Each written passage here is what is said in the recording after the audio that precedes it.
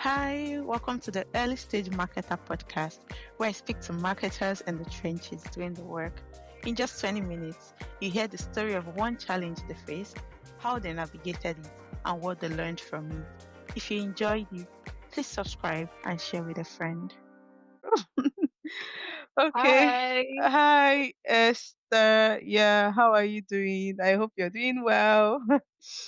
I'm So, fine. I'm great. yeah, so welcome. Yeah, welcome to the podcast. It's good to speak with you again. So, we're going to just get into the topic of the day. I know we've talked about it a bit on WhatsApp, and it's a topic I really love, advocating for yourself. I mean, I can't stop Yeah, talking about it on, as in, it's just one topic I can talk about extensively because it's also my lived reality, something I used to struggle with. So I'm sure that there are so yeah, many people who are like me, like how I was about 3, 4 years ago, who would listen to this conversation and find something really helpful they can apply to their yeah, own lives. So yes. So when we talked earlier, you said okay, let me start this way, right? So just think back to all those scenarios, all those past experiences. When you look through them, is there a moment that comes to mind where you felt like my I nobody is listening to me. These people, they don't value my ideas. I'm actively trying to contribute, add value to this company, to this organization, but they are not listening to me. So can you remember any such experiences where you felt like you had something to contribute, right? But no one was paying any attention to you. What was happening? What did it feel like at that point? yeah, yeah. Oh my God, I Mm-hmm. have so many stories. So one of the places I had Oh worked yeah. for, So let's see. Okay. Mm-hmm. yeah. Okay, So go one of the on. places I had worked for, I experienced this where nobody Mm, was listening to me. I was the social media and email exec. Nobody was listening to me, right? mm-hmm. And at the time, Mm. management was like, they want us to be the McDonald's. No, no, not McDonald's, like the Chanel of, I don't want to say the industry, but like the Chanel of ABC industry.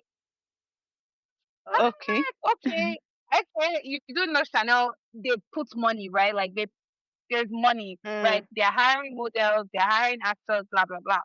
Right. But mm, I was like, you know what? I'm going to yeah. make do with what I have, right? But again, Yeah. every time I would bring ideas, it was just shut down. It was such a nasty place to be in because you've done 3 months in Mm-hmm. a row, 4 months in a row, 6 months in a row. You have nothing to show for it. You're literally just doing what Mm-hmm. management says I want done. It's like, you're teaching a child how to write. You're holding their hand, Mm, right?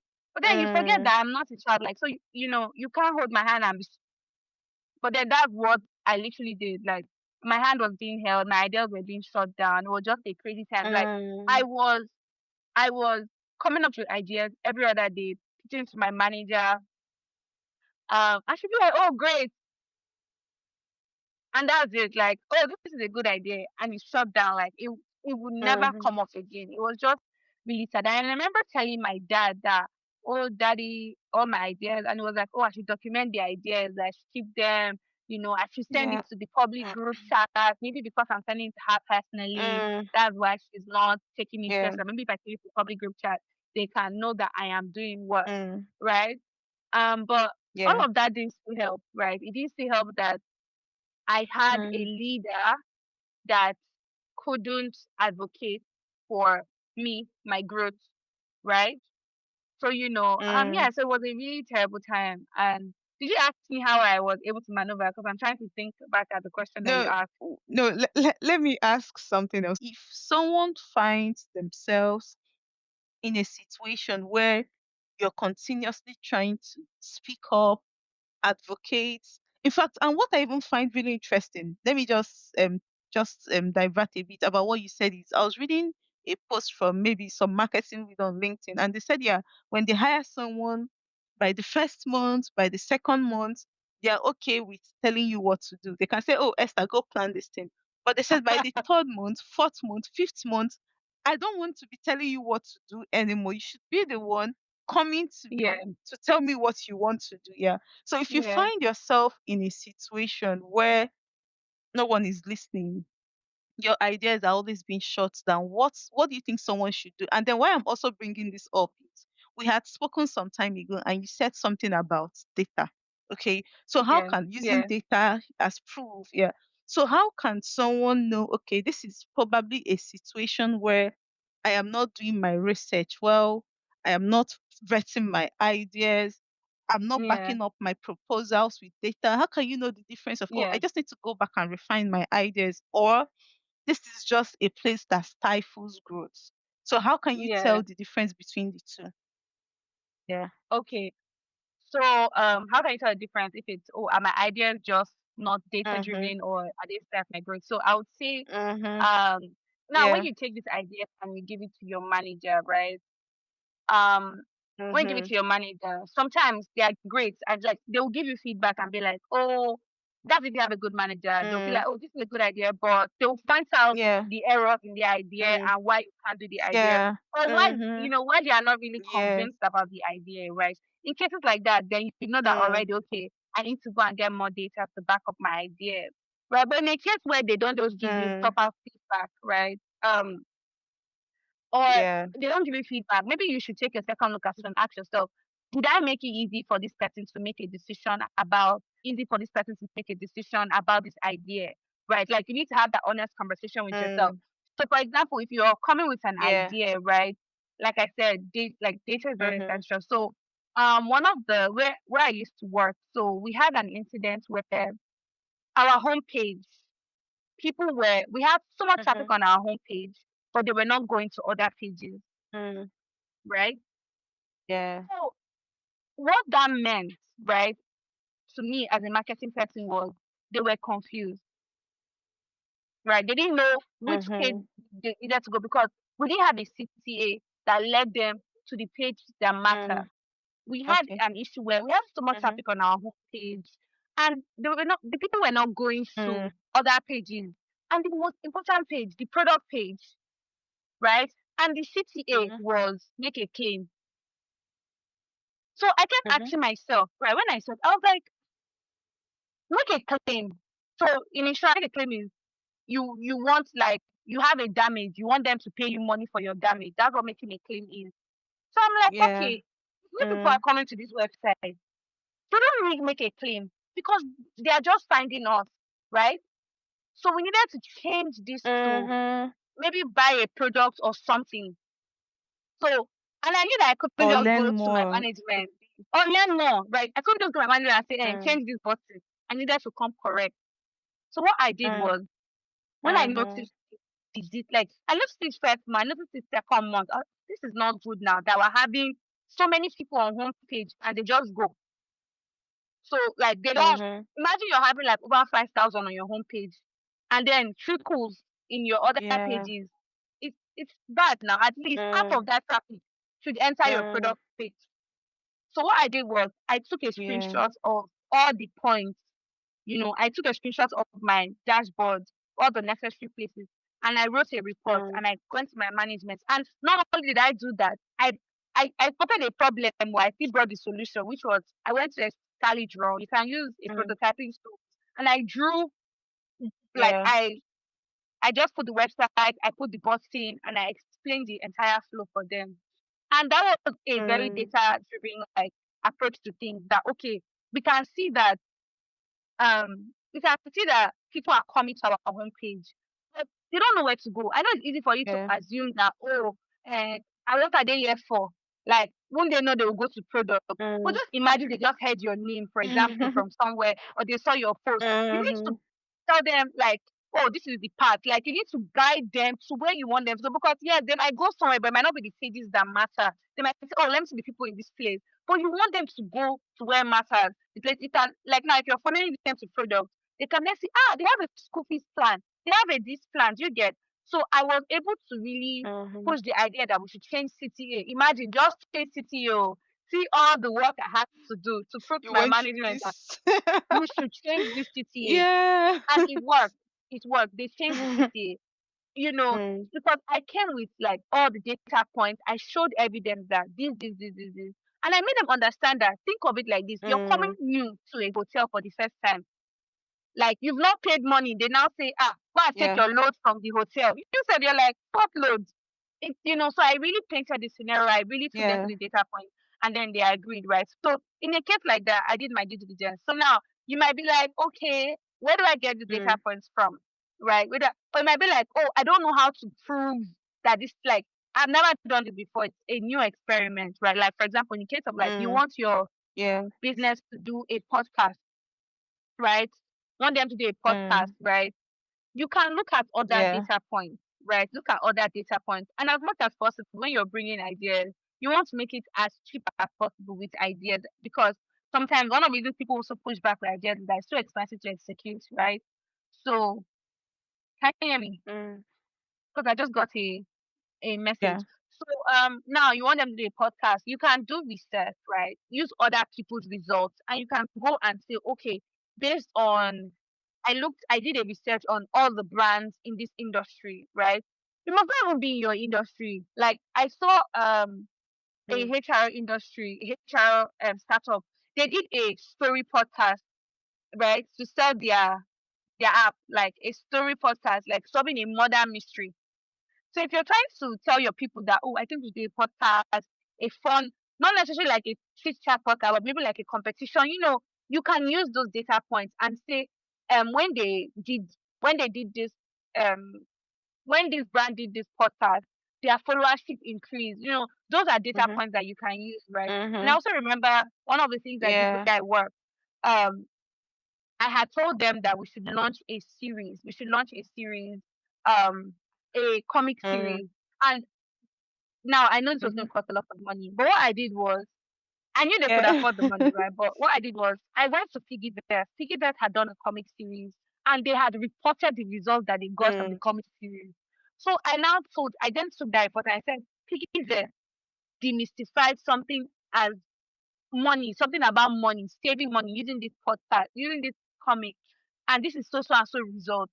And that was okay, this is based on this data that is existing. We should take a shot at this, make it Mm. relatable, and so those are ways you can present your data points. Now, if you've done all these things and they shut it down and they say, Yeah. this doesn't, see my dear, just carry your load and go. But before Yeah. you go, I right, think I will say if you do this, I wanted to add something. If you do this repeatedly, like every yeah, time you provide the data and it aligns with the company's brand, vision, direction, yeah, and they keep yes, shutting it down, it's most yeah, likely a sign that these people are going to stall your growth. So I like what you yes, said. So on one hand, in some scenario or in some cases, you may have your own internal data. Use it, but most times when you're proposing new idea, you may not even have that internal data because you've yeah, not done it before. yeah. So use secondary data to make Yeah, your point. Okay, make I it up. like that. I And like that. another thing I Yeah. So want to let's. say as well is, sorry, I forgot this. Mm-hmm, Is again, like I said, there's a question I always ask mm, myself: have I made it easy for this person to make a decision? mm, So sometimes you need to know the person you're working with. yeah. One of the people I worked with, I realized that Mm-hmm. you needed to give him like story. Don't give him stories. Just give him, this is the problem, this is the solution. Like you need to go fast. Because the moment Mm-hmm. you start talking, Yeah. hey, you lost him. So that was one thing I Yeah. learned They from tune him, out. that Yo.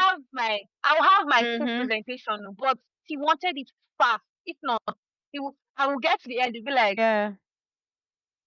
let's circle back. My dear, we will never circle back. Mm-hmm. So I also knowing the person that you work with as well is very important. That this person just wants, Mm-hmm.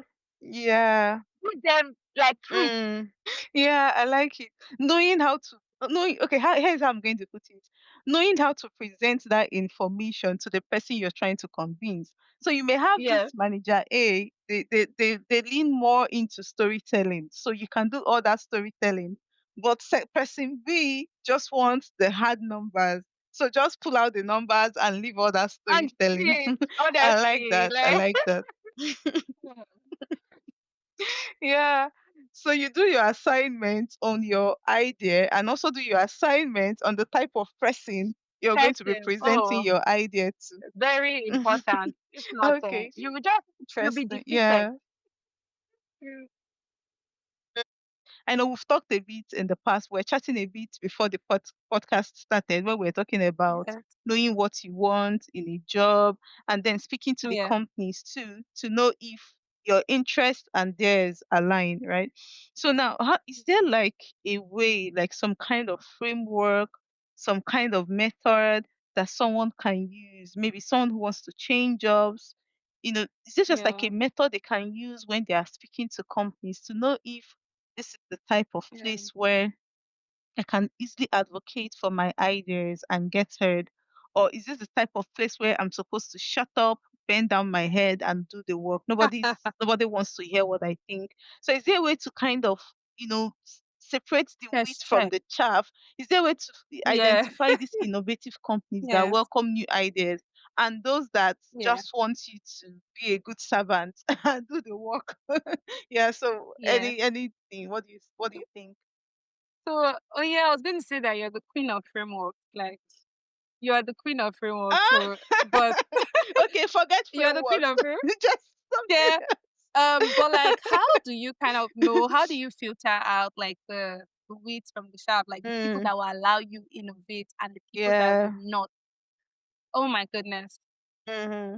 First of all, is I think you need to really ask. I think we need to do this more when we're looking for jobs. Asking them, what does success Yeah. look like in this role? Like asking them why the department was created, why this role was created. Like it is so Mm-hmm. important. I know you are looking for a Mm, job. I know that mm, the job description they went to go and it's everything you are looking for. But some people mm, just pull these things off ChatGPT and they will put yeah. it. So that's why you need to talk to them during the interview Yeah. and ask them, why was this role open in the Mm-hmm. first place? Especially if it's a new role, right? Okay, why did the person leave? Ask them what Yeah. success looks like, right? These are questions you really need to ask them. Then that's one bit. And as they Mm, answer the questions, see, let me tell you, the vague the answer, the more they don't know it they do, right? But sometimes they might not know yep. what they are doing, but they might be innovative. Right? They might be innovative. So you can Mm, have like a scoring system and say, okay, they might not know what they are doing, but you can also tell mm, that the person is open. Now, one of the ways that I used to kind of like know if this person is like if this is a great place is I need to meet one of the C suites, right? Because those are the decision mm, makers, mm, and they carry the culture of the mm, company, right? From their yeah. like you can know a micromanager, right? When you talk to a you can even ask them, do you micromanage? I remember where I worked, I asked him, I said, do you micromanage? He said, I won't call it micromanaging, but I like things done in a certain way. I like things done in a certain way. And he goes on to explain, but he's open to ideas and all of that, right? Mm, But one question I didn't ask was the purpose of this role, which is the mistake I made then. But now I know better. So I would mm, say you need to sit with you need to have an interview with one of the C-suites. If you don't have an interview with any of the C-suites, please do not yeah. take that job. You, the people that hold the culture are Mm-hmm. the decision makers.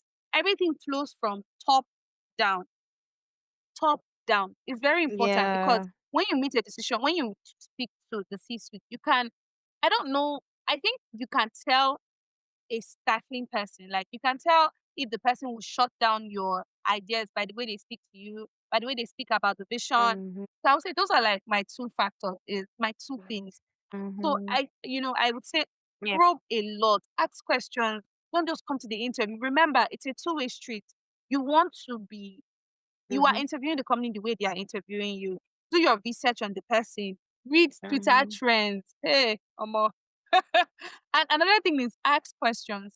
Ask people that have been in the business. I remember there was a role that I had asked you if I should apply for in a company, and you were like, "Don't apply, yo, don't apply." So yeah, Yeah, it's very important. Look for that's true. people in that company and Yeah. ask questions. Oh my goodness, Mm, ask that bit mm-hmm. is very I know some Yeah. people might be a little I don't want to talk, but trust me, you will find people that will talk. You will find people that will talk. You will find people Yep. that will talk. Yeah. And yeah, and just really, Yeah, really that's ask true. questions and always ask yourself, like, does this goal of this company align with where I'm going? Don't be I know when you say don't be desperate for Yeah. money, it feels like I'm talking from a privileged place, right? But see, let me tell you, your mental Yeah. health, your career trajectory is more important than just money, like than just give me anything. Because you will enter there and you might start doubting Mm. your ability to do good Mhm. work, right? So those are Yeah. my, I would say, three tips. Mm. Number one, ask questions, ask a lot Yeah. of questions. Number two, make sure you speak to a C-suite. Mhm. It's very important. You know them, C-suite, they Mhm. call it in where I Yeah. work, they call the C-suite a portion of things, a vibe check. The way they are vibe checking, you be vibe checking them. Mhm. Then number three is ask questions from Yep. people that have been in the company. Do your research. Go to Twitter. See, Twitter is a place where nobody sell anybody daddy. Don't write that this company they are mad here. Like, Mhm. ask questions. Yeah. And I don't know about if you Yeah. have. So I have like a pretty close knit WhatsApp that if I need something, I just put on my status. So you can put on your Mhm. status and be like, please, I'm looking for someone that Mm. works at this place or has worked at this place. And you can Yeah. ask for a phone call. Some people can just tell you and be Mhm. like, this place, so I know I'm still here, but I will soon leave. But let me tell you, no pull leg, Mm. right? Yeah, I like that. Yeah, So, Esther, there's yeah, something else I want to ask you. Just it's like two in one question before we go. yeah, So the first is, so we've spoken, when I talk about advocating for yourself, it's like a two-pronged approach or a two-pronged fork. I don't know the right yeah, word to use. So there's one aspect of advocating for yourself, which is continually speaking up, pushing your ideas, and then there's the second part where you don't even speak up, where you don't even share your ideas because you feel they are not good enough. And I feel a lot yeah, of women struggle with the latter. I mean, most women don't speak up. yeah, So if there is maybe some young woman early in her career working somewhere and they struggle to even share their idea. So for some people, their problem is their ideas are getting shut down, right? But for some other people, they don't even speak up because they feel my idea is not good enough. I mean, they can literally be in the best company on earth, the most supportive and innovative companies, and they still wouldn't speak up because they feel their ideas are not good enough. They don't trust themselves. How can they just snap yeah, out of that? How can they find their voice and share their ideas and speak up for their ideas and even push for their ideas? yeah, yeah. That's a very good Mhm. question. I would say have a side project. One of the ways to test your ideas is with a side project, right? So because it's Mhm. low stakes, it's your side project, right? So maybe you're scared of Mm. talking about your ideas because you feel like it will flop. Or yeah, test it on something that the stakes Mhm. are low, which is your thing, right? Like test it there, Mhm. right? And if you're fortunate to have like a really great manager, you're fortunate, you can talk to them and tell Mhm. them that, oh, I struggle with this because having a great manager is the best things, right? You can tell them, oh, I struggle with this, so and so. And then you would notice that in meetings, they will call you and be like, what do you think about it? So number one is have a Yeah. side project. I cannot Mhm. overestimate the importance of a side project. And Onye, you were the one that taught me this. Have a side project, something you are working on that will Yeah. propel your career. I'm not talking about have a side project that has Mhm. nothing to do with your career, especially if you like this is for marketers, right? A side project is literally the best thing you could do for yourself to build your confidence. Because once you see that it works, you there's something about doing and the results that give you confidence, right? When people say if you feel like you don't have confidence, Yeah. start doing. It builds, and I kind of like doing builds your confidence Yeah. up. Esther, I love that. Always, as always, conversations with you are always deep. And I love what you said about side projects. There was something I read several years ago. I don't know how true it is, but people were like, Google in its early days, one of the things they actually did was encourage employees to have side projects. In fact, they actually had a day where employees came to demo and showcase their Yeah. side projects. I don't know how true this thing is, but the story is that is actually how Gmail came to be. It was actually a Uh-huh. Google employees side project that everyone loved. It caught fire and they integrated it. So I love what you said about side projects. I love Yeah. what you said about speaking up. In fact, side projects as the fuel you need to share your ideas. And I like Yeah. what you said around the structure for sharing your ideas, right? If they push it back, think, did you deliver it in the right way? Did you deliver it in the right way for the right person? And then finally, Yeah. how to choose the right place to work. Thank you so much, Yeah. Esther. I've enjoyed our conversation. It's always, Yeah. always, always a pleasure chatting with you. I hope sometime soon Me we'll come back and too. do this again. Thank you for listening to the Early Stage Marketer podcast. I hope today's story gave you something to reflect on or even something to try in your own work. If you enjoyed it, please subscribe, leave a comment, and share it with someone who might find this helpful. See you next time.